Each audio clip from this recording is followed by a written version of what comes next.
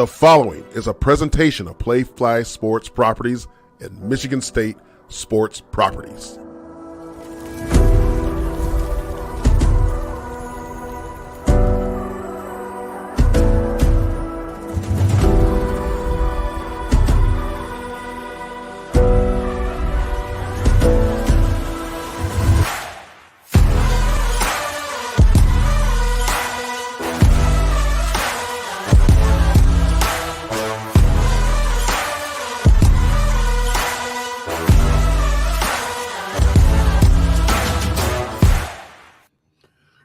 Welcome, everybody. It is Tuesday, July 11, 2023. We are the only show about Spartan Dawgs, hosted by Spartan Dawgs. This is Sparta MSU. I'm your host, Jason Strayhorn.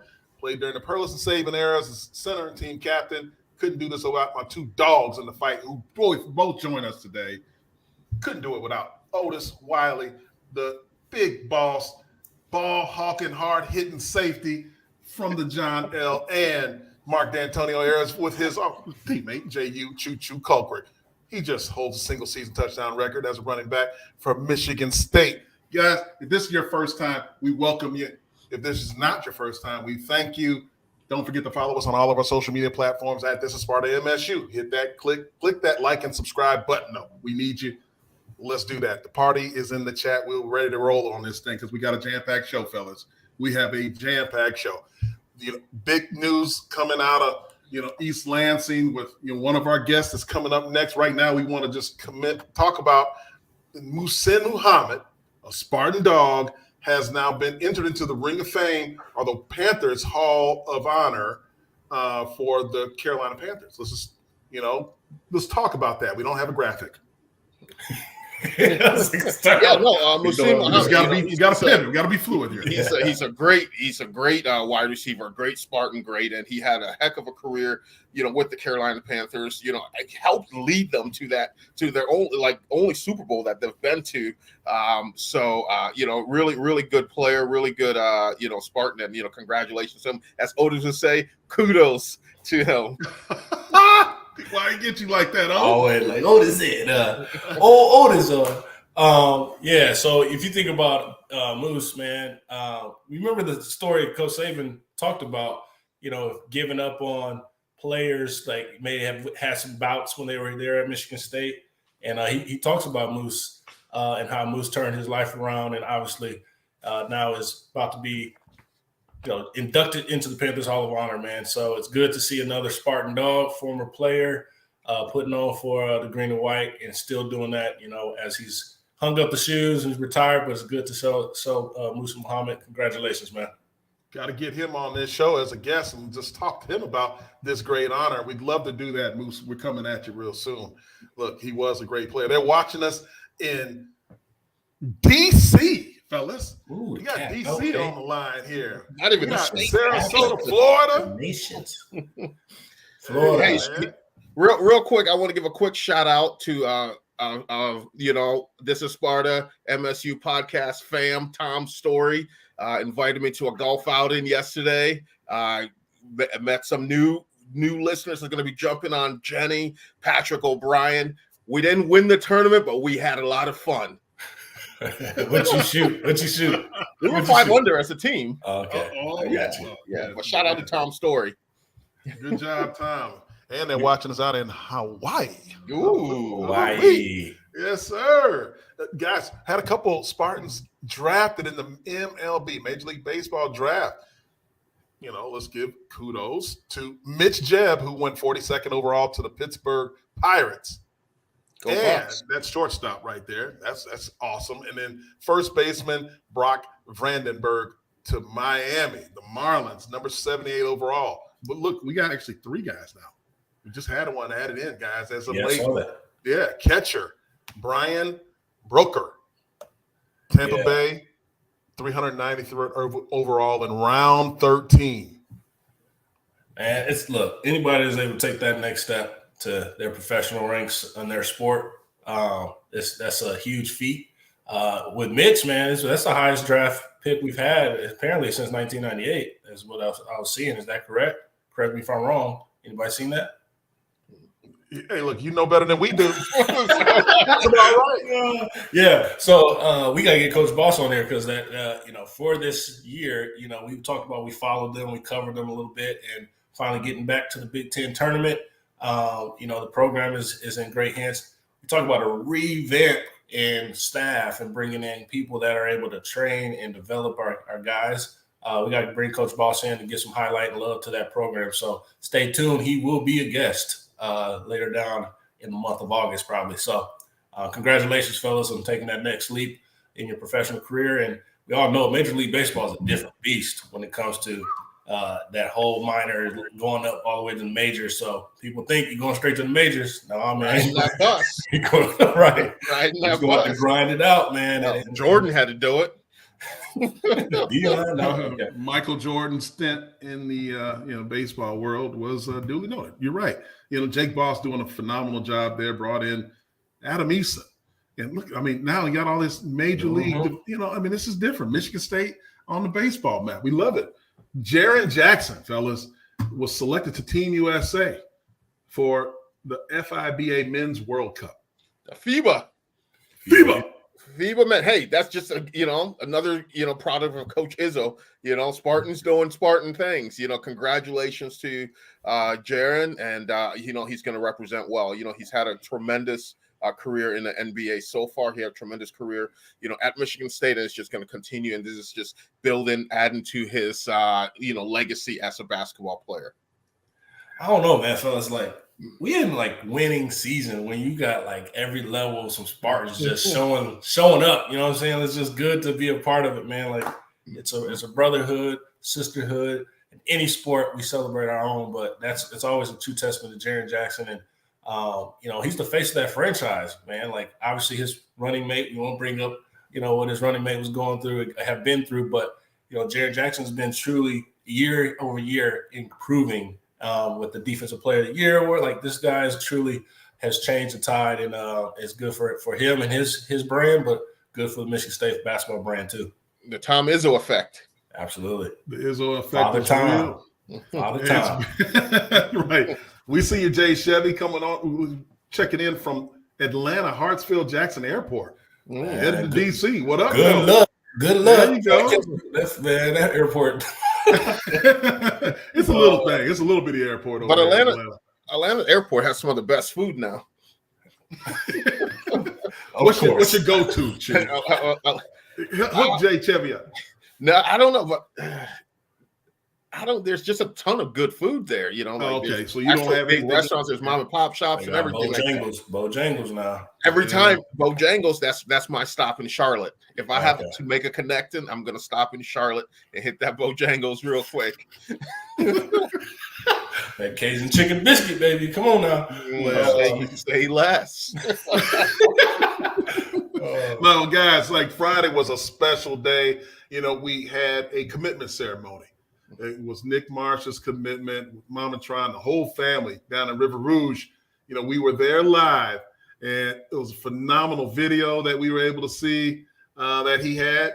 We can't play it because of the music, which it burns me up. But that song, man, that song perfect. But that was my weekend theme. After that, I had that thing going. Everyone there, okay, we've heard this song. Got a little dirt. The best part is when they were like, Nick, where you going? Nick, and I was like, oh shit. Without further ado, let's bring them on. We have Nick Marsh and MamaTron joins. This is Sparta MSU. Hey, what's happening? Hey. What is up? Welcome officially. Welcome to Spartan Nation. Thank you. It's good to be back. Nick, you're muted. You're muted, Nick. I'll get it right. Let's see. Okay. There we go. There you go. Oh, he on me. There. Yeah. I can hear him, but he was getting them calories in. Huh? You gotta get ready for that Spartan Dawg meal plan. You ready? I can't hear him. He's freezing. He's there. Is my Wi-Fi bad? You're good right now. Yeah. Nick, so let's jump into it. Like we said, congratulations to you on that. You were committed to Michigan State early. Hey, you decommitted, because you wanted to check out the process, check everything out. What went on behind after the decommitment, and then what brought you back to Michigan State? Like after the decommitment, I just got back out there, enjoyed the recruiting process really, and just got a chance to see everything out there, and being able to come back home and realizing it's like nothing like home was a great feeling. Coming off the official visit, it was a great place to be, and Michigan State was always my first love, so it felt great coming back home. Nick, talk about were you able to give Coach Hawk a call after you did it or before you did it? Like talk behind the scenes. Okay, I know he was probably gigging too. Got you. So me and Coach Hawk, we just talk one-on-one. Every now and then, we get real deep. Me and Coach Hawk just have good conversations, and we just chop it up here and there. We just really got into like the depth chart. Things I can do at MSU, and how great I can be there. And just having that talk with him really, made me realize, what chances I had, to be the best version of myself there. So me and Coach Hawk just had those conversations every now and then. Speaking of that, when you talk about the family atmosphere, you're talking to Coach Hawk and the staff, obviously, but the moment that everybody goes back to is on your official visit to East Lansing, when you're in Spartan Stadium and you're on the field with your grandma MamaTron, right here. How do you beat this? Talk about this moment right here, Nick. Wait, can you say that one more time? The moment when you're dancing on the field with MamaTron in Spartan Stadium. We just, anytime we hear some music, we just get to dancing, and it was just one of those moments where, we just let our feelings get to it, and we got to bumping, and we got to, do our little stuff. It was just a great moment to share with my grandma. That was my first official taking her on, so, it was a great moment to experience with her.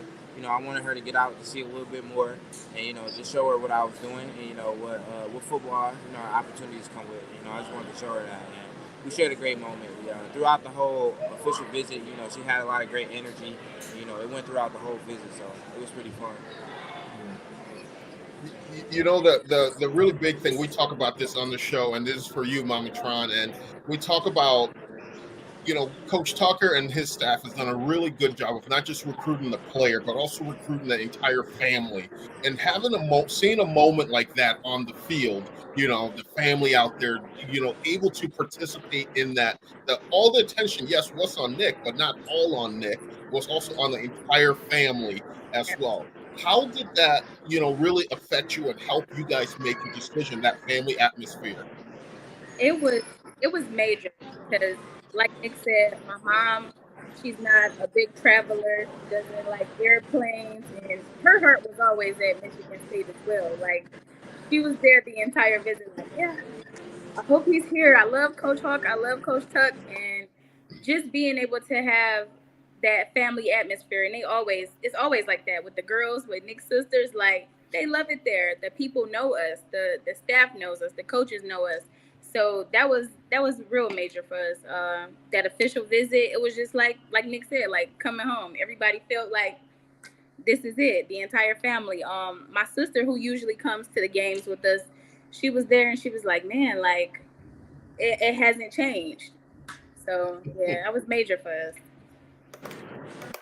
I guess when you had that moment of mother knows her son's best, right? Like, you know what he was dealing with as a young man, making this decision for his future, and for him to make a family decision of staying home and able for y'all to come and see him. And, if he was to go elsewhere, you have to deal with any traveling issues or getting to across the state lines, whatever the case may be. But when did you feel like you had a sense of like, I know where Nick's heart's at and I know he's going to make a decision? Was there a moment in time that you had that already inclination, that mother intuition? It was after that phone call with me, right?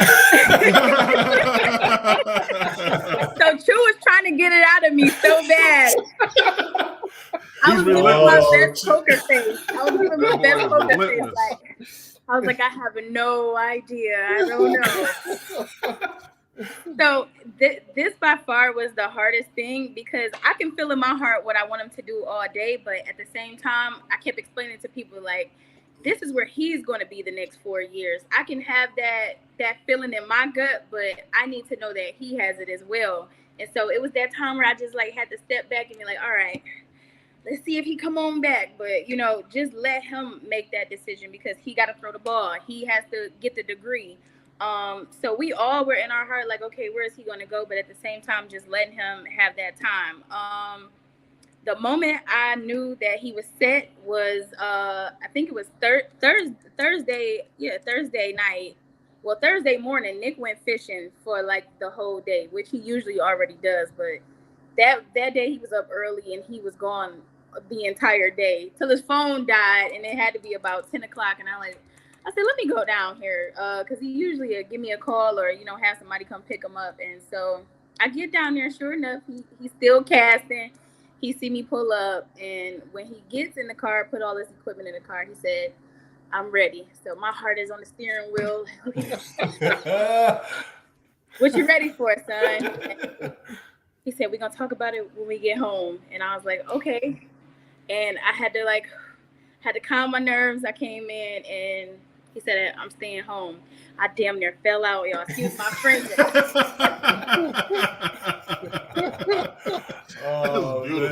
I almost fell out. And then we were trying to keep it from my mom until the next day. But she was walking around here with her cane. Don't need. And she was just walking around the house. She's like, y'all not telling me something. And I was like, yeah, she said, he's staying, ain't he? I said, he might be. I knew it. Dancing around the house, just going. So, you know, just for him to be able to make that decision on his own and not have the outside influence, even us as a family, not, you know, weigh it down on him like you gotta stay home. Like whatever decision he would have made, we would have stuck by him. We're a close-knit family. Nick is the only grandson out of 16 granddaughters. So oh wow. Yeah, he's surrounded by women. What a special moment there. You know, we talk about all those moments that we got a chance to see when we were, you know, live from your event, which was a special event. You know, it seems like now the page has been turned a little bit. Now there's been a focus shifted to recruiting the rest of the 24 class. You know, some sources are saying that MamaTron and Mama Hall are out there, you know, talking to prospective recruits together now and kind of being a part of the staff. Is that what's going on? I even hear Nick's doing some DMs out there. Oh yeah. It's good. Awesome. That's awesome. Hey, Nick, you know, obviously that video, you know, was one of the, you know, best recruiting videos, best commitment videos I've seen out there. You know, what went into it? How much fun was it? And, you know, your mom and I talked a little bit today about that video, and it took a lot of last minute editing and, you know, because the decision had to go in last there. So how fun was making that video, and, you know, what did you take away from that? Yeah, making the video was so fun. You know, we got to, you know, go around to different places like the barbershop, the gas station. We was at the bus stop with my grandma. We got to run across the park, you know, hit up the Little League practice. And, you know, just, you know, during that time of filming, you know, we got to make a lot of memories. And, you know, I think that was like the best part of it. I was at the bus stop talking to my granny, and she was like, you know, just bring me back a coffee wherever you're going. And like just making that video was like, it was hilarious and it was like fun at the same time, you know. And then just being able to sit there with everybody and, you know, for them to have them watch it and actually think it was interesting was pretty fun. You know, we put a lot of work into it. And I felt like, you know, everybody liked it. You know, that was like the best feeling. So just making that video, we just had some crazy moments and it was really fun. Hey Nick, you didn't get the chance to see Choo Choo up north, and as soon as I kid you not, man, the entire video, that man was out here like. I mean, the whole time he's just like vibing. He's like, oh yeah. And look, I was the guy of the group. Like, man, in my heart, I feel like I do it, but I was like, man, I hope the Lord himself don't make another decision while we doing this live. And you be like, Michigan State, nope, I'm going somewhere else. Yeah, Otis was scared about that. I was. So I actually told him, like, we not doing that hat mess. We not doing that. Like, that's disrespectful. We not doing that hat stuff. We got to shout out to Lucas Wright. Like, he is the GOAT. Best. So that's what's up. It was so dope because I had a vision, and I told Nick, I said, man, this time around, like, I want you to have a video. And he like, you sure? I'm like, yeah. I said, I got it all in my head. And to talk to Lucas, when me and Lucas get together, like, it's magic. I literally described everything that I wanted to happen, how I wanted it to happen around the community. And Luke was like, okay, by the next morning, he had a script ready already. And I'm like, man, nailed it. And what people don't know, that video was made over, I think, like over 3 months, because the official visits, we were gone almost a month. And so when we come back, Lucas is like, I got this day free. We'll have Nick's clothes already ready. Like, if you pay attention to close detail in that video, Nick's hair and sock changed. Like, I was my hair changed about 5 or 6 times. It was crazy. Like, his hair and his socks changed so many times in the video. And so I'm like, you think people gonna notice? Like, I'm gonna make sure they don't notice. So just being able to catch up with everybody's schedule and ours to be able to get that done, and then Lucas have it all together the night before was like, he's really the GOAT. And it turned out exactly how I envisioned it, and it was truly a team effort. Yeah, I know. Because I know when you make that a commitment, we got one more year of work to do before you get here, right? So what did Coach Hawk talk to you about working on for this offseason, going into your last senior football season? And then obviously your next step coming to Beast Lansing. What did he tell you need to work on, or what you think you need to work on? He just told me, just getting faster, fast, quick, twitchy, and just working on the speed, really. The footwork's there, just sharpening it up, catching's there, just sharpening everything up, honestly, just trying to take everything to the next level to be, great at the next level. And that's pretty much it. But, just keep balling as I usually do, and, just be ready to compete at the next level. Well, Nick, MamaTron, we are so excited to have you guys here. We're thankful that you are committed to Michigan State. We can't wait to have you. When you get to Spartan Stadium, we can call those games and cheer touchdowns you're going to be scoring in the green and white. So you guys, I went back and rewatched, and it's so funny because after the picture dropped, you guys kind of couldn't see what hat he had on or the picture. And so that little bit of delay, when I saw the hat, like, we saw that. So funny, like, because she was like, what we see here? What we looking at? I had my celebratory beverage. What'd you say, Nick? I didn't want to go before, So. Yeah, I'm trying to pull out the hat. I'm looking at the video. I was so into the video that I think I had in my hand watching the video. Like, man, it's ready. I'm ready to take out the hat. I'm just sitting there ready to take out the hat. Watching the video, got caught up in it. Man, it was a great video. All those elements that you thought of, MamaTron, did come out. I said those are special landmarks that he's going to. You could tell that it meant something. Being in the community of River Rouge, and so many people there to speak great words about you too. That tells you the kind of character, young man you are. So keep doing that. That's what it's really going to take, because football is just not the destination; it's part of the journey. And it's going to open a lot of doors for you, young man. You got a bright future ahead, and we're happy to see it unfold in green and white in East Lansing. Thank you. Tell Grandma Tron we said what up. Oh yeah, we got to get her on the show too. He's over here still trying to figure out what Twitter is. No. Tell me on Threads now. I'm joking. Only joking. Nick, enjoy your summer. Get ready for your senior season and keep pounding. That's right. Oh yeah. Thank you. And look, me and Choo covering high school football, so we're gonna be talking about our dogs, man, on Friday nights. So we're gonna have you. All righty, man. Appreciate you, man. Go green. Yes, sir. All right, go white. All right, y'all. There you go. All right. There you go. All right. Nick, Marsh, and MamaTron. Guys, that's a special family right there. With that, you don't just get a great player, you also get another recruiting staff, an extension now. You don't have to pay for, technically, right? Right. Man, look, Chew froze up on us because he got so excited, man. I don't know what happened, but I think from a standpoint, like, family matters. Like, let's go back to the nitty-gritty of making your decision. Like, the family matters on when you make that decision. And I had to make that decision too. Like, yeah, I could have went elsewhere, somewhere else, but I think it's an opportunity to say my family can now hit the highway, come see me, take a day trip, and don't spend their entire weekend to come visit. But it's a good opportunity to show that, hey, Michigan State, we're deeper than just, the glitz, the glam. It's all about family and the brotherhood. So excited to welcome Nick Marsh back to Spartan Nation. Yeah, great family. Glad to have them here. We got more Spartan Dogs that are coming up. That we got a couple coming out. Special guests. Another Dog's coming right after this message from our friends over at IHOP.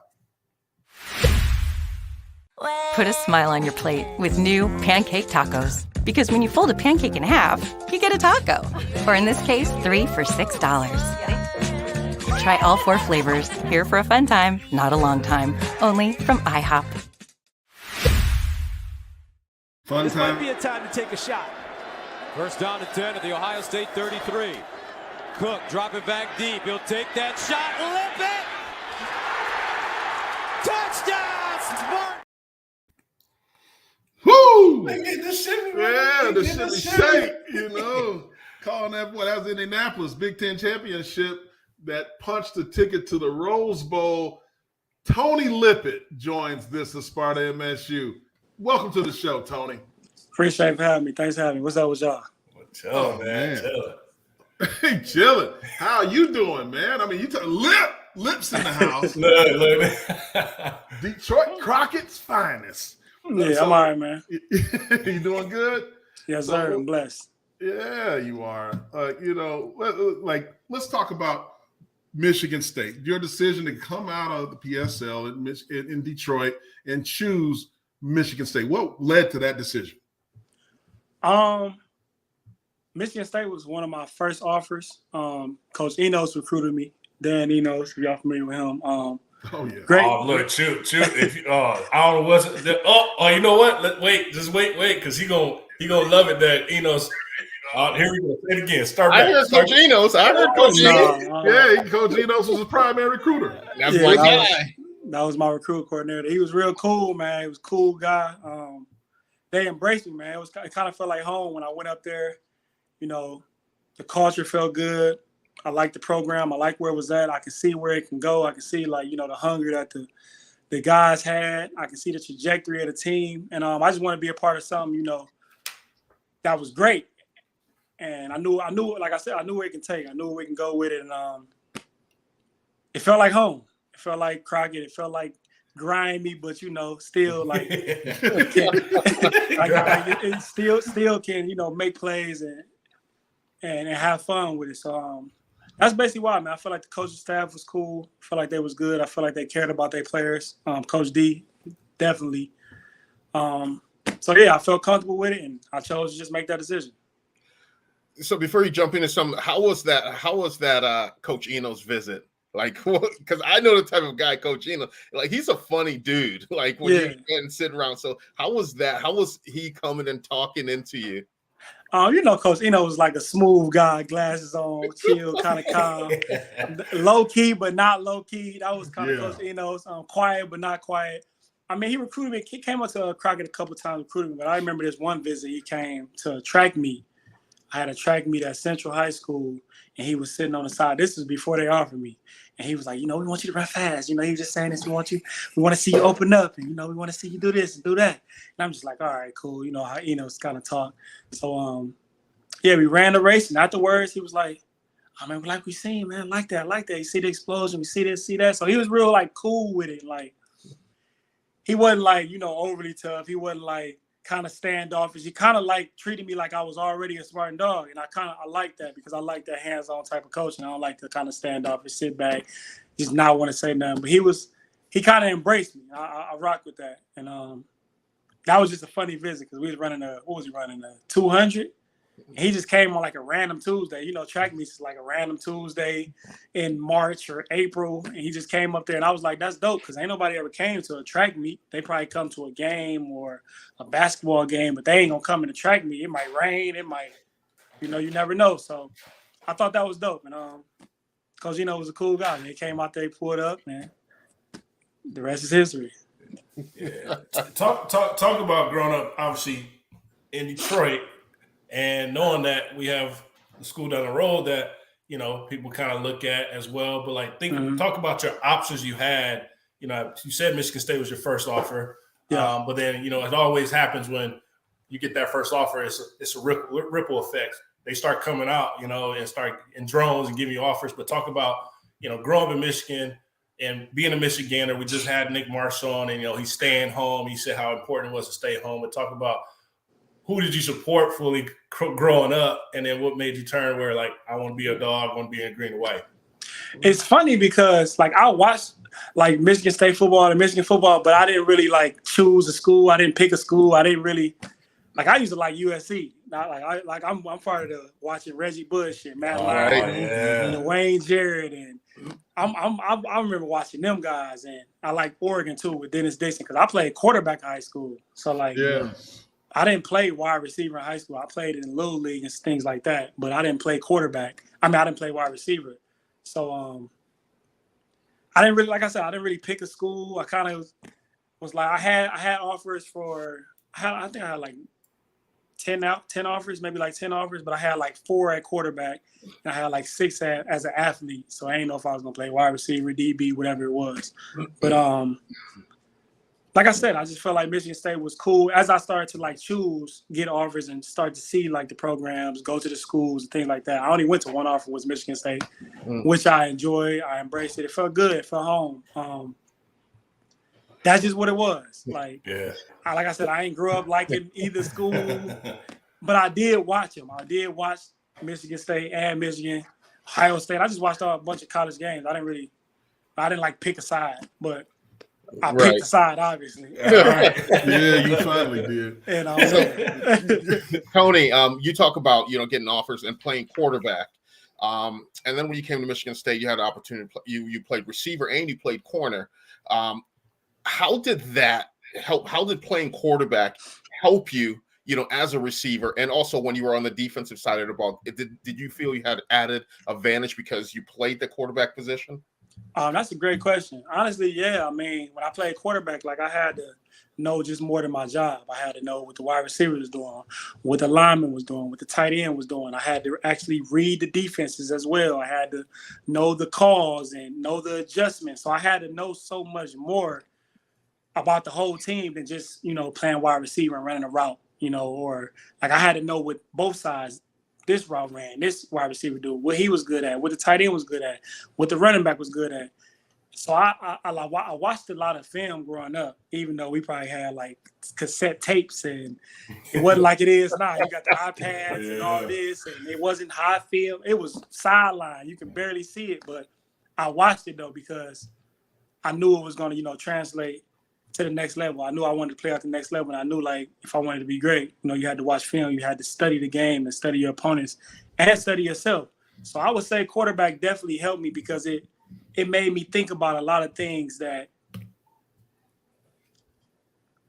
was just more than just playing one position. You feel me? I had to think about everybody. I had to think about the DN over here on the backside. I had to think about this linebacker over here.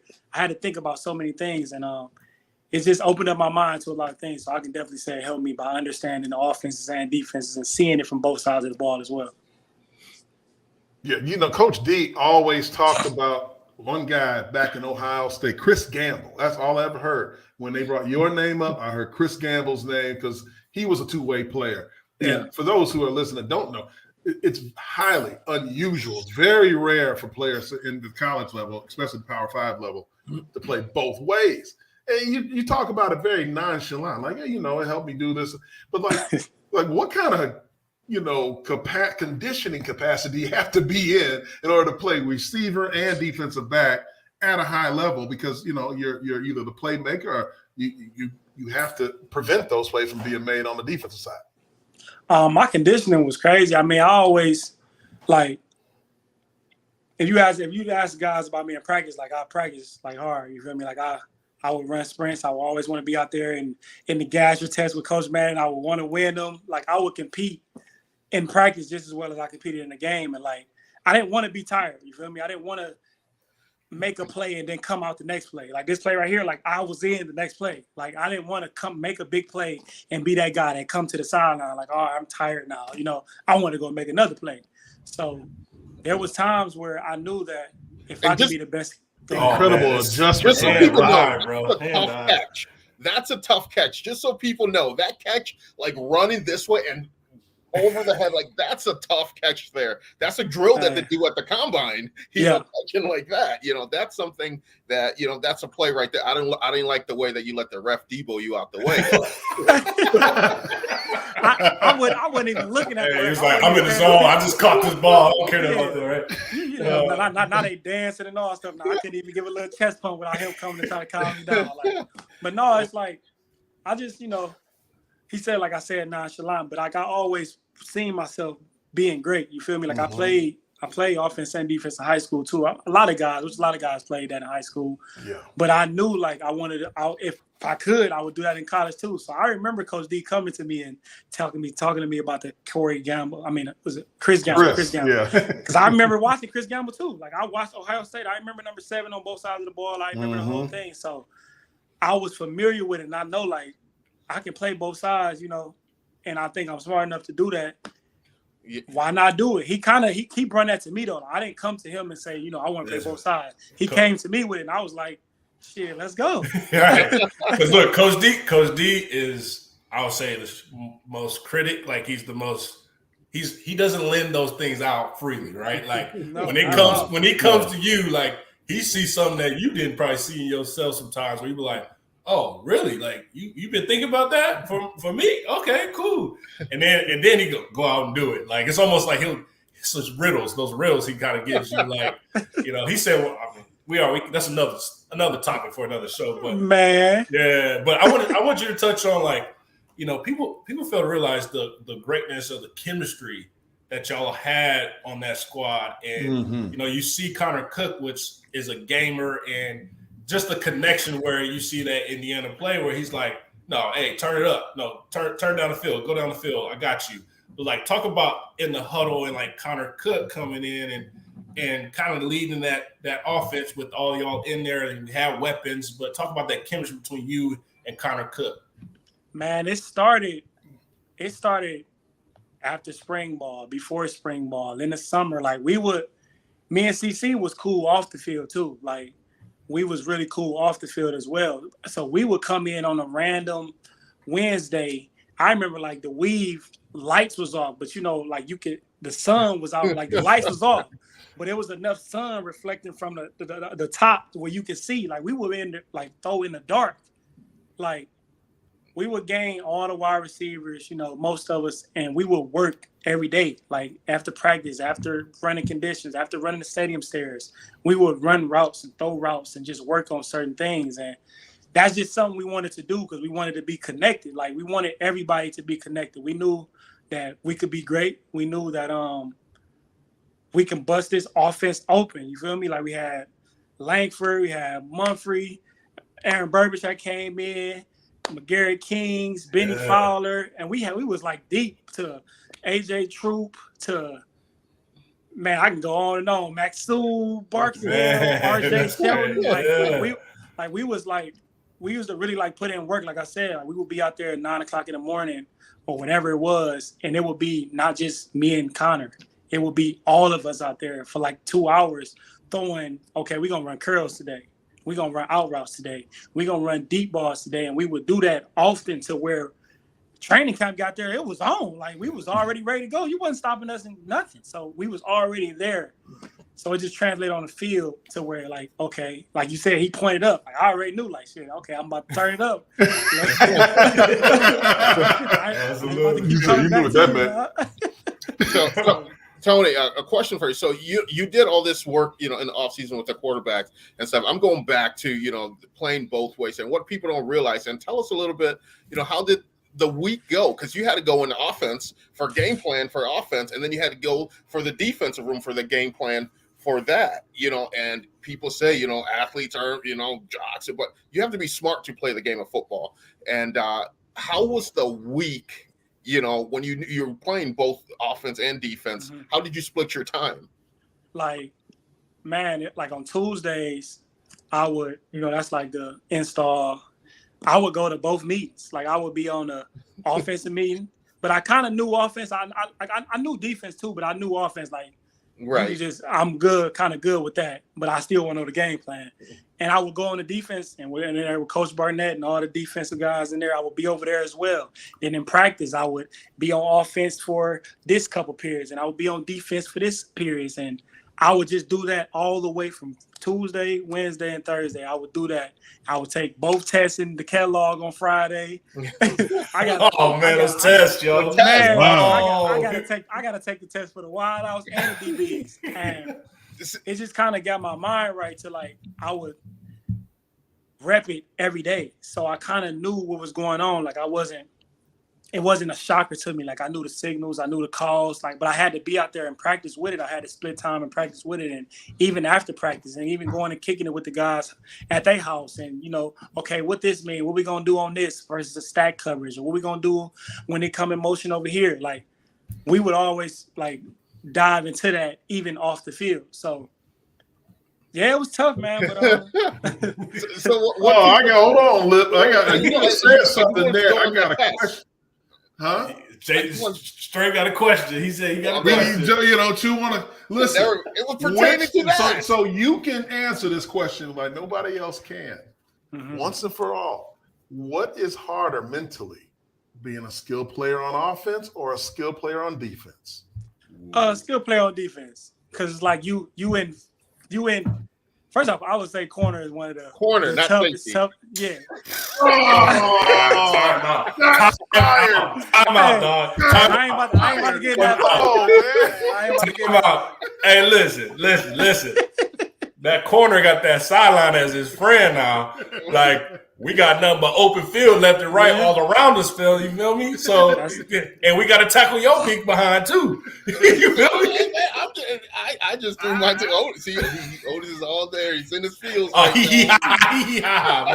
But I would say corner is tough. I would say being a defensive skill guy is tough because you spending all of your time reacting. Like you don't know what the guy's gonna do. Like it don't matter about his split. It don't matter about the motion. It don't matter about the down and distance. It don't matter about their tendency sometimes. Sometimes they just gonna do whatever they gonna do. And sometimes you're gonna guess wrong. And even when you guess wrong, you gotta be right. You gotta react to that too. You feel me? If he about to run out, and then he run in, you still gotta chase him down. And then you gotta tackle him. Wide receiver, you just gotta make a move, do this, do that. And I would say, I would ask your question. Defense is definitely because like I said, you spend most of your time reacting. You're reacting to a whole other guy. You're the resident expert on this, Tony. I just appreciate your insight. Seriously, man. No, but speaking of the chemistry, this year marks the 10-year anniversary for that Rose Bowl team, and I know that they're going to be celebrating you. We're going to celebrate you during the season. Are you looking forward to maybe reconnecting with some of the players from that team that you just named off a list of them? Oh no, man! I'm definitely looking forward to it. I mean, we was a tight team, man. Even my class, and not even just my class. The class just came after that. We was tight, man. Like we could go at each other and be in the cafeteria laughing it off right after that. You feel me? Like we this is how we played. Even in the game, we played just like that in practice. Like we would go at each other. And that's just how it was. We'd be a vibe with each other in the Smith, off the field, everything. So we was a tight, connected group. A lot of guys from those teams still in contact with each other. I'm in contact with a lot of those guys as well. So it's gonna be good to come back for a 10-year because it's crazy. That was 10 years ago, man. But I know it flies, don't it? It flies, man. Man, it's crazy. How was that atmosphere? By the way, we just saw the Rose Bowl clip. That atmosphere. You can talk about that. Oh, man, that was live, man. I remember just pulling up to it, and it's like you can see the arena because we start off up top and we driving down, and you can just see it. I'm just looking like, man. And then you get into the arena, and it's like 100. What is it? I think it's like 100K in there, 100,000 people. I'm like, man, this is live. And Spartan Nation showed out. I think Spartan Nation was there more than Stanford was there. Right. Oh, for sure. Man, it was loud. It was live. It was fun, man. I was definitely one of the livest games I was a part of, definitely. Knowing how it went, the ups and downs, the back and forths. Man, that was a live game, man. Atmosphere was live, man. You couldn't do nothing but make plays in an atmosphere like that, you know? I wasn't with their, rich homie Quans there. Hey, we got to have that rich homie. I mean, at least the music when you guys are there in Spartan Stadium. Yeah, I mean, it was dope because, like I said, we had started playing his song in the locker room. It was probably like week 5-ish around that time. We started to like get in this groove, and we started to play it, and we started to vibe to it, like, and then we started to put it on film, and it got bigger. And then he kind of reached out to us, and Quez already knew him, so it was like we was talking about, like, man, he gonna come to the game, and Quez like, man, he gonna come. Quez trying to keep it a secret and shit. And you know how Quez be. Yeah. So we kind of thought he was gonna come, and he may come, he may not. And then we get to the game, we come out, we singing the national anthem. They're like, "Rich homie here." We like, where? He literally sitting right behind our bench, in like the third row, just chilling. It's like him and like 4 other people. Like, oh man, it's about to go down. And then just having him in the locker room and him being able to turn up with us after that win. That was a legendary experience for a lot of guys in that locker room. Obviously, it's just a lot of things in life you remember, but it's some moments that that's gonna go down with you forever. And that was one of those moments for me, for sure. And I can definitely say that about a lot of those guys in that locker room. That's one of those moments that they gonna remember for the rest of their life. So it's gonna be a good turnout when we get there. Just kick with all the guys, all the offensive linemen, defensive linemen. We probably gonna be talking junk again. It's gonna be loud, man. I can't wait for sure. Coach D, man, only very few people can get Coach D dancing. And then the president of the university dancing, too. Like, y'all was vibing. Yeah. You got Travis Johnson doing the yes. It was like, man, y'all just turned, y'all made that whole ride just fun, man. Like, you loved football, and y'all was winning the right way, gritty, but, like, you knew who was coming off the bus every game. And like there was no question, there was no hesitancy. Like y'all knew y'all was gonna give it y'all 1,000%, and it was just I had a great opportunity of just being on the sideline. Like I'm out here crying on the sideline, radio broadcasting, like it could have been us. It could have been us. But no, man, like it was that was a ride. I want to know your best Coach Narduzzi story, because everybody like Coach Narduzzi he's a wild dude, man. Like. Passionate about football, but you got any crazy story that people don't know about Coach Narduzzi? First off, man, you already know dudes. man, you already, if you know dudes, then you know dudes. But I'm gonna just bring up this. Just kind of remind me a little bit. I remember we was in a locker room, and this was before the new locker room got there. So this is the smaller locker room, the more locker room. And we kind of bunched up on each other. Oh, we know. Trust me, we know. It was one game, and I think it was at halftime. Like we wasn't our team just wasn't playing. I think it was around 2012. We wasn't playing up to like how we should have been playing, and we come into the locker room, and they upstairs, they coming down, they go and talk real quick. We relax, and we come back in. He got the projector out, he vibing, and he talking.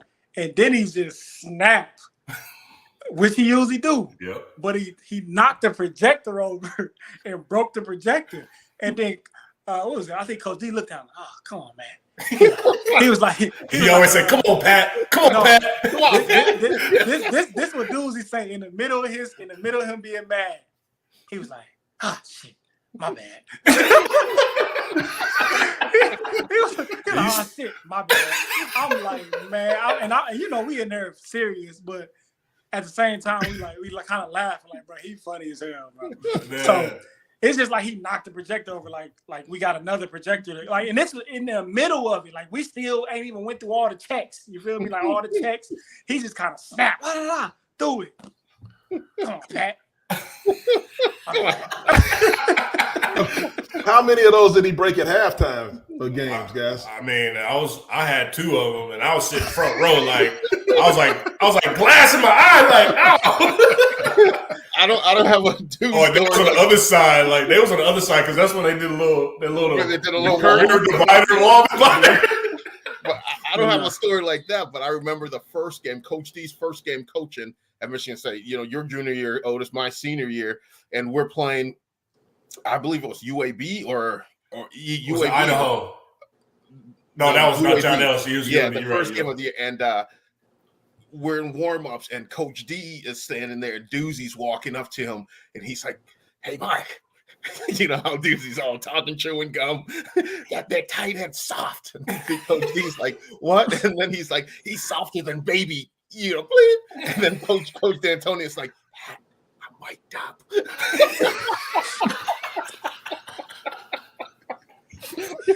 out there scouting the pregame. He didn't foul him one. Hold up. Man. There was times where I knew when he would come down from the press box, when you had access, man. like you didn't have to take no elevator if it was a away game, and he would be running down. And I remember we was on the sideline, and we kind of looked, and everybody was like, "Doozy on his way." And every time like Doozy on his way, we like, "Oh," and I just visualized like he just starts to tumble. Like I was like, "There's gonna be that one time he gonna just bite it." And he never did, but he used to run real fast, like his feet. Man, them calves gonna keep him balanced. You know right. Calves like this. I'm like, no, why is them calves that big, bro? Like, how is that? Coach calves. Like, what? Oh, man.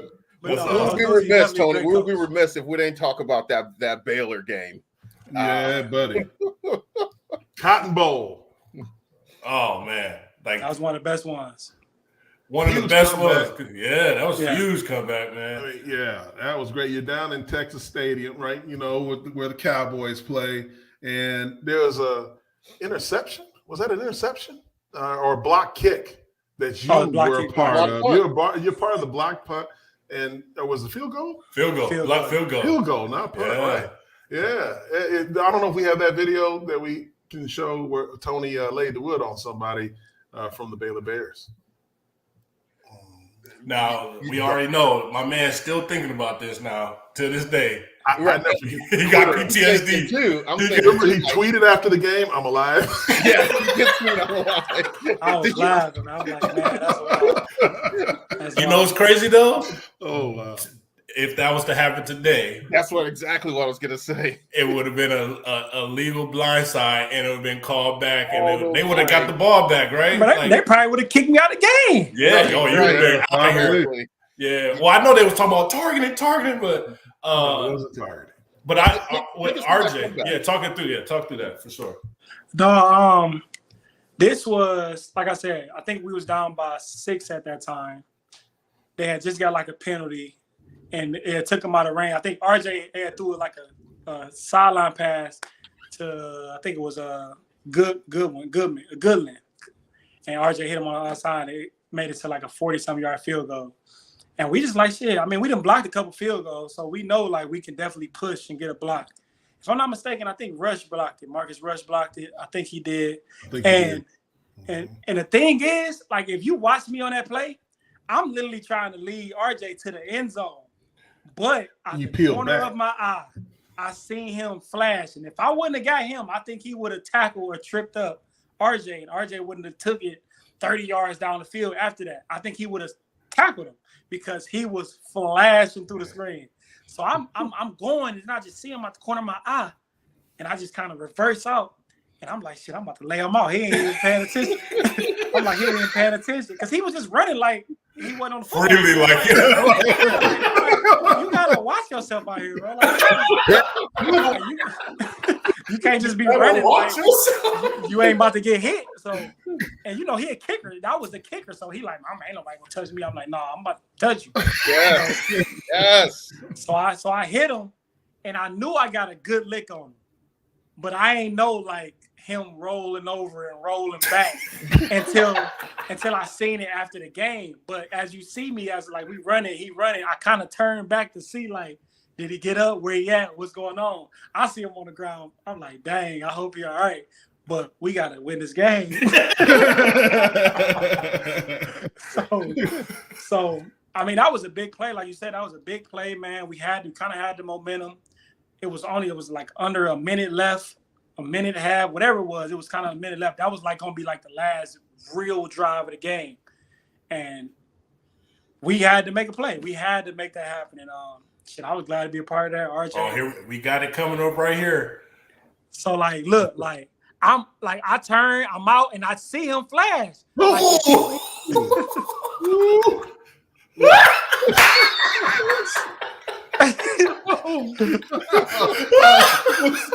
You see that Chris Tucker? I saw Chris Tucker flash in there. Tony, play that one more time. Tony, play that one more time. As a lover of kickers, Tony, you don't know how much this makes me feel so good that you did that to that kicker. Oh man! Hey, he on the football field, man. You gotta watch. You gotta keep his hand on the slim. Peel back. Oh my God, bro! He was running so hard too. He was not gonna catch RJ at that point either. He might have tripped him. He might have tripped his leg or something. Like if you watch the big screen and you see it, like he was closer than you think. Yeah. I just look at the ref. The ref like dollar bills, y'all. Oh yeah, it was over. But, oh man, that's awesome. I was on the sideline. I was like, RJ, why ain't you cut in to score? Because he was just running straight to the sideline. I was like, bro, where your vision at? He was like, he was kind of like all over the place. You know that was Baylor. They snapping the ball in 5 seconds. They were going fast. So he was. That was a big game, though, man. That was definitely a big game. Yeah. So, but that was a big comeback in that there. Yeah. So what was the feeling like on the sideline when you guys were down like that and then started to make that comeback? What was that feeling like on the sidelines? When we was down, I felt like the energy was there, but some people probably was a little down and like a little out, but we were still locked in because we know we could win. Like we knew what type of team we was. We knew Baylor was a good team. We knew they was air raid. They was gonna throw the ball all over the field, but we knew they couldn't stop us on offense. And we knew like if we just made a few stops, we could win. But you going into the fourth quarter down by 20. Some people might chalk it up to like, hey, it's the end of the game. But I remember having a conversation with Lang on the sideline, Lang for the running back. When we was down, it was beginning of the fourth quarter. We down by 20. And I'm like, I'm looking at him, I'm talking to him. I'm like, hey, this gonna have to be one hell of a Madden comeback, bro. and like, that's where I was at. I'm thinking like, bro, we can still win. Like, you feel me? Like, we can still win. We just gotta score and get stops. We gotta score and get stops. Now, it's gonna be tough because we see that they can put up points in 10 seconds. You feel me? Like, I think one of their first plays out of halftime was like an 80-yard bomb to KD Cannon. So they could really strike the band at any time, but we like, bro, we just need to get some clutch stops right now.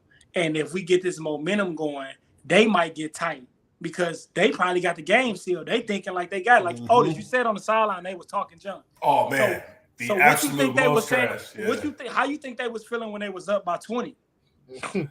No, we talk about the sideline because remember they had that hype squad like and they was always like dancing in the middle the whole game. Yeah, the whole game, and then we started to come back, and that dancing was kind of like start to fizzle, and then our sideline took that momentum, and we dancing. And like the energy in a stadium is real. Like you can feel it. You can feel if you locked in and you wired and you aligned, you can feel that energy shift. And it started to shift. We started to make plays. We started to make catches. We started to, make stops. And then it came down to right before Month scored. It was a 4th and 10. Like we had went 3 straight downs, no yards, and then it was 4th and 10. And this was for us to even like get to Month scoring the ball. And I'm like, man, we gotta make a play, man. We gotta do something. And that's when Connor threw the smash fade to me on the sideline, on their sideline. And that was one of our bread and butter plays. Like we connected on that.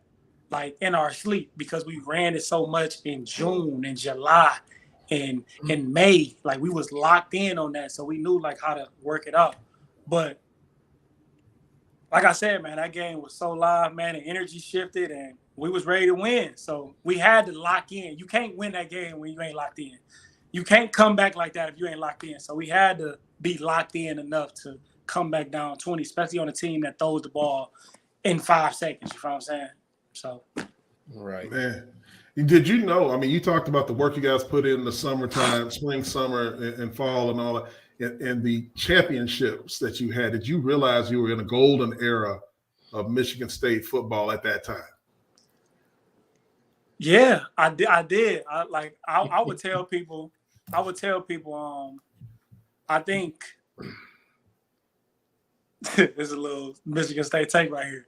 I think 13, 14, and 15 is like some of the best years at Michigan State history and Michigan State football. I think we was the winningest class. I think we won the Rose Bowl, we won the Cotton Bowl, and then we went to the playoff the next year. We lost, but we went to the playoff. We were still a top 4 team. We was a top 4 or 5 team going into it. If the playoffs started in the Rose Bowl, we would have been in the national championship. And I think we would have won. Who would we played? Florida State, or I think we would have beat Florida State. I think we was that type of team. Jameis Winston. Like we was that type of team that could, go against anybody. So like I said, you don't feel it in that moment because you in it. But like as I had time to reflect and, take a step away from the game, I definitely will put those 3 years of Michigan State football up against any 3 years of Michigan State football in history. And we put out a lot of guys in the league. We had a lot of guys, all Big Ten, all Americans, and we, had a lot of great guys that actually, gelled and rock with each other still to this day. Like there's a lot of guys on those teams that are still cool to this day. And like you said, at the 10-year, you're going to see, like, we all kind of tight. Like, we going to talk junk just like if we was in Case Hall. It's just going to be just like that, even though 10 years has passed. So, yeah. So, talk real quick, the visionary of Coach D. And we talked about, like, Coach D does some outlandish things to get us motivated. Like, we've seen this, right? And so he took a trip out prior to that season. And I feel like cell phone video will start to kind of, go catching wave basically. Yeah. And he did a video saying you will be the ones. And that was he did that video, showed y'all to that. But like when you saw that video, talk about just the feeling of Coach D speaking into existence that you got to think, feel it, be great. And you guys will be the ones to truly turn the tide of Michigan State football history and win a national championship or a Rose Bowl. But like talk about that video itself. Like you gotta have a vision, like you gotta want to reach something. And Coach D put that out there. He put that out there like, hey, we need to be in the Rose Bowl. You feel me? If it ain't the Rose Bowl, it's the national championship. We need to be in this game. And he made us believe. Like we had the squad to do it, but he made us believe that we could. And we had the guys. And like you said, he was always say these little things and it don't make sense to you at the moment. Right. But later on, you kind of realize, okay, I understand that more now. Maybe it's 10 years down the line. Maybe you understand it now what he was saying in 2010 or 2008. Maybe he said some things to y'all that didn't register at that moment. But years down the line, you kind of think back like, okay, I needed that, even though I didn't understand that I needed that. So he planted that seed, and I feel like he felt like we had the squad. He felt like we had the guys coming back. In 2012, we lost like 5 games from a total of like 10 points. We was losing games by like 1 point. We had like an up and down year, but we had a bunch of guys that could really play football, and we had a bunch of guys that was leaders. Like even if you wasn't a captain, you was a leader. We can go to Denikos Allen. We can go to Marcus Rush. You feel me? We can go to Quez. We can go to Max. We can go to Benny Fowler. We can go to even Pendleton, my boy, Travis Pendleton. We can go to Travis Jackson. We can go to Jack Conklin. Like, I can go on and on. Connor Cruz, Donovan Clark. I can go on and on. We had all these guys that wanted to win. You feel me? Like, you can't just spring that on somebody that you probably don't think that can reach that. We had a bunch of guys that really wanted to win, and we just had to, continue to build our confidence on where we was going. And it was good for us winning that bowl game in 2012 so we can roll into the offseason like, okay, now we can start to what we really want to do, and that's being a Rose Bowl. And he planted that seed on us. He put that vision in our head. And every drill we did, from winter conditioning, every practice, we was prepping to win the Rose Bowl. We was prepping to go to the Rose Bowl. And like I said, it started with Coach D. And he instilled us with that confidence, even though a lot of us had confidence. But, sometimes you need that extra push. Like, hey, you can be a national championship champion if you want to. And then you start to plan like, oh, man, I can, I can get a 4.0. But you got to say it first. You got to believe it. You got to, you feel me? You got to be in here with it. So, Coach D always got them sayings, man. He got them sayings, man, to where you like, you feel it. And then he'll do the little, he'll say something. He'll like, Gotcha. And we'll be like, man, what's he talking about? And he was incredible. And even going back to the banquet the year before when he said, "You will be the ones," that was really a prophetic moment by Mark Dantonio. You'll be the ones. Next thing you know, you guys go to the Rose Bowl and win it. But, before we let you go, we do want to talk about, look, you were drafted in the 5th round by the Miami Dolphins. You had a great NFL pro football career. Talk a little about what Michigan State did to prepare you for that and what the difference is between college game and the pro game. College game, the difference is, first off, there's NFL players and there's college players. That's the difference. College players are great, but NFL players are the top. Every position are the top guys. Like, I know you got a lot of guys in college that was a man in their high school, but now you got a lot of guys in the NFL. That's them guys. So the speed of the game is faster. They're older. You're not playing against 21-year-olds, 22-year-olds. You going into the league, and now you're playing against a 31-year-old that's been playing this for 8 years. So it's different. It's like, it's the pros. That's a big difference. I forgot the first question you asked. What did Michigan State do to prepare you for that? I would say just preparation, man. Like, it taught me how to watch film, what to look for, like how to practice. You feel me? How to take care of your body, like really how to compete at a high level every day. Like, that's what Coach D built, like competing at a high level every day. Like, competing against each other, challenging each other, even if that's in a cone drill and winter conditioning. It's just like competing and you're getting better. You feel what I'm saying? So I would say that because it's some schools that don't practice as hard or that don't compete as hard. And you can tell when you're playing against them. I'm sure y'all played against guys and they don't play as hard as you because you practice hard. Like we live tackling. Like we had real. I'm from the era of real tour days. I know y'all. I know y'all are, but I know like my last year. I think my last year was like the last year of tour days. But I'm from them days where it's 2.5 hour practice in the morning, and it's 2.5 hour practice at night too. And it ain't just all the team drills in the morning and special teams at night. No, we're gonna do the same thing, the same script. So I'm from that. It just taught you how to compete. It taught you how to, challenge yourself, how to overcome obstacles, chase greatness. So, straight-headed, you were drafted by the Dolphins, so you're in Miami. The big question that everyone wants to know, a night out in South Beach or a night out in East Lansing? Oh, boy. Hey, man, you know I love my East Lansing. I love Lansing, man. But Miami is Miami. Miami is Miami. How unfair of you. Lip, this is my final question because I know you just recently put out, social statement of you hung the cleats up, right? And in any given moment, and every player that plays this game, there's going to be a time where you have to hang them up and not hang them up half off straddling the fence. You got to make that decision and you got to live with that. But talk about that process and then finally coming to that final stage of like, hey, this game has done so much for me, but just talk about that post and making that decision. As an athlete, man, you never okay with, giving it up. You never like preparing for that moment. You don't know when it's going to happen. You don't know when you're going to stop getting a call. You don't know none of that. You don't prepare for it. Like, you don't prepare to get fired from your job. It happens and you just have to, react to it and respond to it. So, it took a while.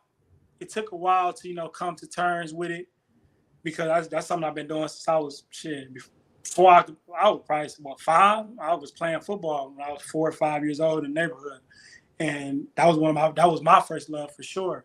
So it was kind of hard to, come to this point, but I can honestly say I don't have no regrets. I feel like, I left it all on the field. Like, I enjoyed what I did on the field. I feel like I made plays. I feel like I made people around me better. I didn't cheat the game,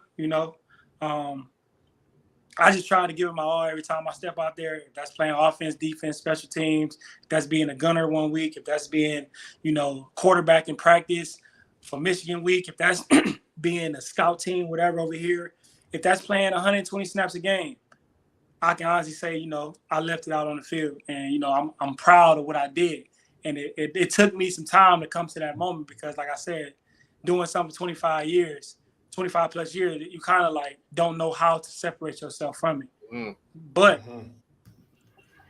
I enjoyed my time on the field. I was able to like actually look back at what I've done, and smile and laugh and, enjoy that moment even more. Because, there's times when you're doing it, you can't enjoy it because you're already looking at the next week. You can't enjoy that pick you had in the back of the end zone versus Notre Dame because you got to play next week.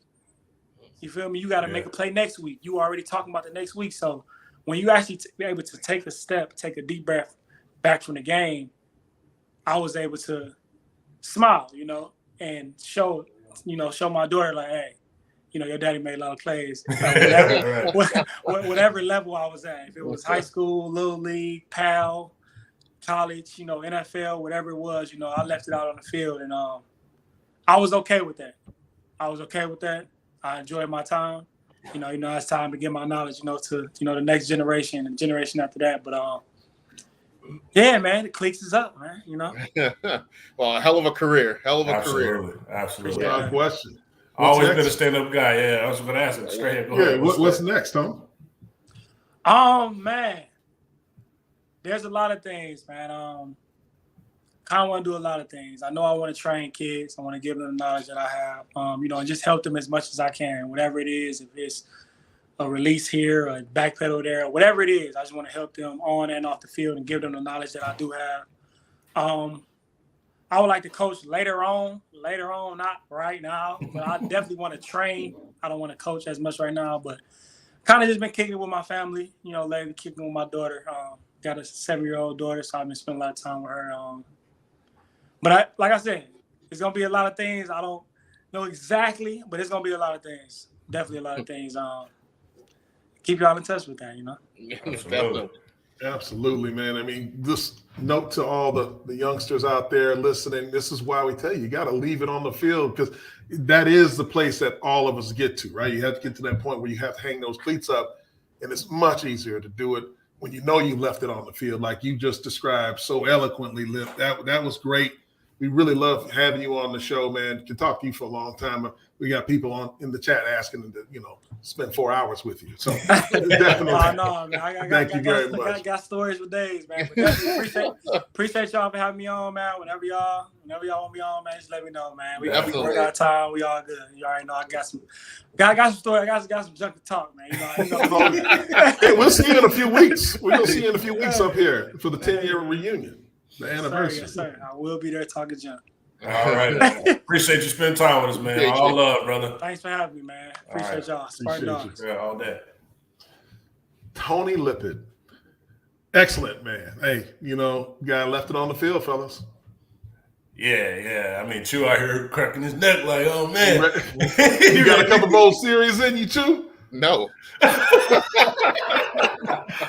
Series. Look, keep it within 5 yards to the goal line, basically, you say, right? Honestly, yeah. Get that jumbo package. Right. Help me. Heavy's 2. That was Heavy's 2. You're right. Interview. I mean, your one arm was heavier than